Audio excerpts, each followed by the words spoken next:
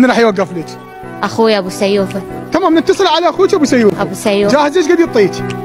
ايش قد ما اريد، ايش قد ما اريد، من الربع للملايين. والله العظيم. من الربع لوين؟ للملايين وثمنه وضمنه. متأكدة؟ اكيد. اذا فشلكم انا مالي دخل. لا بث مباشر. ابد ما يفشلنا ابو سيوفه. يلا تمام نتصل على ابو سيوفه. اتصل على ابو سيوفه. الو. ها علاء وشلونك؟ هلا وشلونك؟ والله الحمد لله. اقول لك علاء محتاجه فلوس اني بالمول. يا مول؟ بمول فينيسيا بالحريه. ايه ومحتاجه 500,000. ايه بخير. هسه تجيني لان هذا الولد واقف لي. ايه اجي. اختي ايش نلقي هالولد ما يشغل، لو دبوا الغراض وطلعوا، دبوا الغراض وطلعوا من المحل. يدبون الغراض وطلعوا من المحل، صار لهم ساعه كسرت المحل تكسر.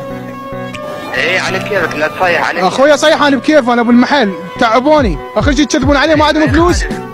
اعطيك فلوسك لا تصيح. اسمعنا اخويا ربع ساعه تعال خذ خواتك من المركز زين لو لا؟ اي لا تصيح، مش حدك تصيح عليه. باوع انا هسه خبرت الشرطه على مود بعد ما يعيدنا ويكذبون على ابو محل. مع الشرطه وين ما تريد خابر. وش تسوي مثلا شو تسوي؟ انا اعرفك شو اسوي من ناطر يمك. 5 دقائق ماكو اقرا على خواتك السلام في مال الله. والله حقك اشقه واصلك للان.